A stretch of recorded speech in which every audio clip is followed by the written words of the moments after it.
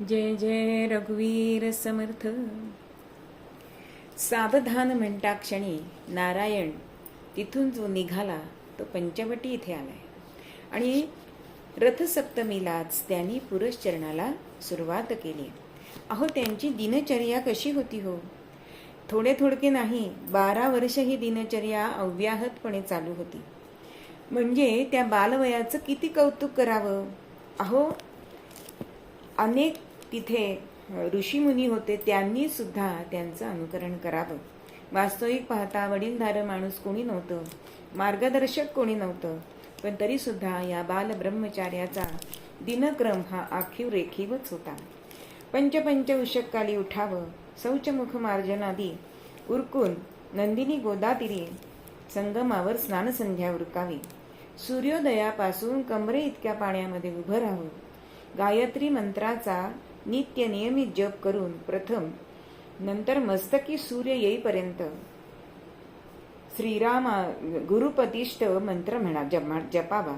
पुन्हा मध्यान्ह स्नान आणि ब्रह्मयज्ञ करून पंचवटीमध्ये मधुकरी मागावी.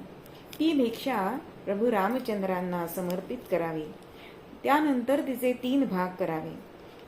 एक भाग गाईला गोग्रास द्यावा, दुसरा भाग गंगेतील माशांना द्यावा. माशांना अर्पून जो तिसरा भाग उरेल ना, तो झोळीत घेऊन ती गंगेत बुचकळून तो आपण सेवन करावा. रोज 5-6 घंटे म्हणजे तास पाण्यात, थंड पाण्यामध्ये उभं राहून त्यांचं शरीर कमरेखालचं अगदी पांढरं पडलं होतं. मासे चावल्यामुळे त्यांच्या पायांना, पावलांना अनेक जखमा झालेल्या होत्या, पण त्याच पायावर त्यांनी जन्मभर तीर्थाटन केलेलं आपल्याला दिसतं. म्हणजेच असं पवित्रतम आणि धगधगीत वैराग्य हे समर्थांचं होतं. तपस्वी लोकांच्या बाह्य स्वरूपाकडे पाहून शीतोष्णादी द्वंद्वे सोसण्याची पराकाष्ठा करणे, उपवास, अत्यल्प आहार घेऊन शरीर सुकवणे, शरीर रक्षणाकडे सुद्धा सर्वस्वी दुर्लक्ष करणे आणि वैराग्याचा बाह्यवेश इत्यादी अनेक प्रकार ह्या तपश्चर्येच्या मध्ये येतात, अशी सामान्य लोकांची समजूत असते.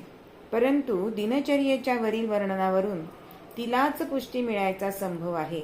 म्हणून श्रीराम समर्थांची तपश्चर्येचं अंतरंग हे खूप मोठं होतं आणि म्हणूनच ते अत्यंत अशी कडक तपश्चर्या करू शकले.